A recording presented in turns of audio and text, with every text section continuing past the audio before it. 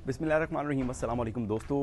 पाकिस्तान की प्लेइंग 11 वो क्या खेलने वाली है। पाकिस्तान की प्लेइंग 11 न्यूजीलैंड के अगेंस्ट, इसके हवाले से थोड़ी गुफ्तगू कर लेते हैं कि कौन से प्लेयर जो है वो खेलने वाले हैं। कल माइक हैसन की प्रेस कॉन्फ्रेंस हुई है, पाकिस्तान टीम के हेड कोच। उन्होंने बहुत सारे इशारतन बहुत सारी चीज़ों को क्लियर किया है। उसके अंदर उन्होंने बहुत ही जो वो कह सकते हैं कि स्ट्रेट फॉरवर्ड प्रेस कॉन्फ्रेंस किया। उन्होंने किसी चीज़ का जो है वो पर्दा नहीं रखा किसी चीज़ के ऊपर।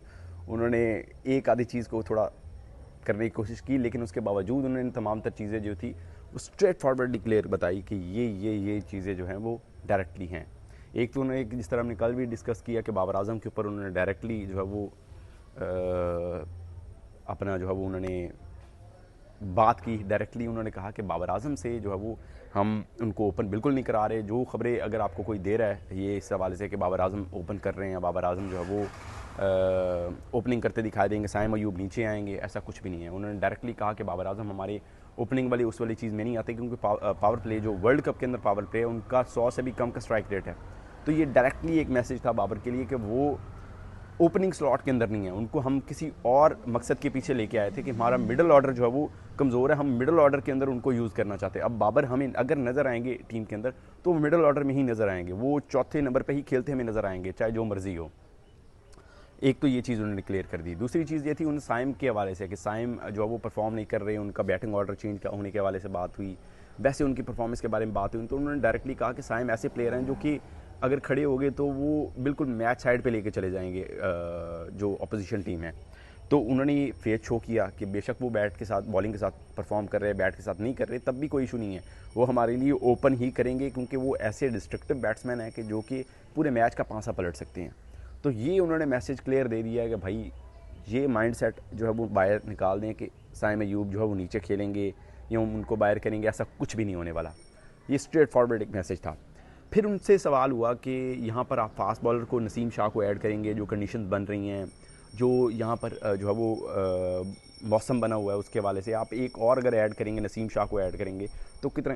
तो उन्होंने उसके ऊपर भी डायरेक्टली जवाब दिया। उन्होंने कहा कि भाई देखें कि यहाँ पर ये पिच, ये हमने देखा कि पिछले जितने मैचेस हुए हैं उसके अंदर सूटेबल थी स्पिनर्स के लिए। उन्होंने ये कहीं भी ये इस चीज़ को नहीं किया कि भाई स्पिनर्स के लिए सूटेबल ये नहीं है, मतलब सॉरी ये स्पिनर्स के लिए सूटेबल है, फास्ट बॉलर के सूटेबल नहीं। उन्होंने डायरेक्टली मैसेज दिया ये कि स्पिनर्स ही इसके अंदर इस मैच इस पिच पे पर रोल प्ले करेंगे, दैट्स इट। उन्होंने क्लियर इस चीज़ के ऊपर मैसेज दिया। अब दूसरी उसके बाद अगली बात आई कि आप किसी, उनसे पूछा गया था कि आप किसी एक, मतलब हम अपने जो ऑलराउंडर्स हैं उनको कम करके उनकी जगह जो है वो किसी और को खिलाएं, अगर मिसाल के तौर पे फास्ट बॉलर को, जेन्युइन फास्ट बॉलर को, स्पिनर को खिला लें। तो उन्होंने उसके ऊपर भी डायरेक्टली जवाब दिया। उन्होंने कहा कि भाई ये चीज़ सोच छोड़ दें कि हमारे पास सिस्टम नवाज जो है वो बेहतरीन नंबर 1 ऑलराउंडर्स में से एक हैं, हमारे पास शादाब हैं वो बेहतरीन ऑलराउंडर्स में से एक हैं, फ़हीम अशरफ जितना इंपॉर्टेंट रोल प्ले कर सकते हैं। तो ये एक साइड पे रख दे कि हम ऑलराउंडर्स को बाहर करने वाले हैं। ये चीज़ एक मैसेज क्लियर था कि ऑलराउंडर्स बाहर नहीं होंगे, ऑलराउंडर्स जो है वो खेलेंगे। उसके बाद उन्होंने एक और चीज़ का हिंट दिया कि स्पिनर्स अहम रोल प्ले करेंगे, इब्रार अहमद वो टीम का हिस्सा बनेंगे। इब्रार के बारे में उन्होंने बात की कि इब्रार जो है वो definitely he will be in the team. तो ऑब्वियसली अब देखना होगा कि कौन उनकी जगह देता है। अब ऑब्वियसली सलमान मिर्ज़ा तो नहीं बाहर बैठने वाले, अब जेन्युइन फास्ट बॉलर जो एक खेल रहा है उसको तो बाहर नहीं बिठाएंगे। ऑब्वियसली आपने जो बैटिंग में एक एडिशन किया था वहाँ पे मिडिल ऑर्डर में से एक बैट्समैन को आप बाहर निकालेंगे, चाहे वो बाबर आजम होंगे या फिर ख्वाजा नाफी होंगे। जो मुझे पर्सनली लग रहा है कि ख्वाजा नाफी जो है वो उनको बाहर बिठाया जाएगा। ख्वाजा नाफी जो है वो उन्होंने पिछले मैच में ख़ास परफॉर्मेंस भी नहीं दी, जिस तरह से टीम की ज़रूरत है वो इधर देखते हुए मेरे ख्याल से ख्वाजा नाफी बाहर बैठेंगे और उनकी जगह इब्रार अहमद को जो है वो इन किया जाएगा, दोबारा से टीम के अंदर वापस लाया जाएगा।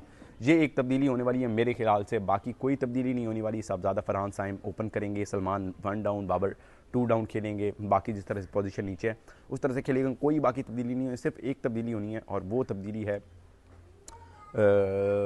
जो कि मैं आपको बता चुका हूँ कि इब्रार अहमद जो है वो खेलने वाले हैं ख्वाजा नाफे की जगह, जो कि मुझे ज़राए की जानिब से पता चला है, जो कि मुझे सोर्स की जानिब से पता चला है। सिर्फ एक तब्दीली है, उसके अलावा कोई तब्दीली नहीं है। तो ये थी प्लेइंग 11 पाकिस्तान टीम की।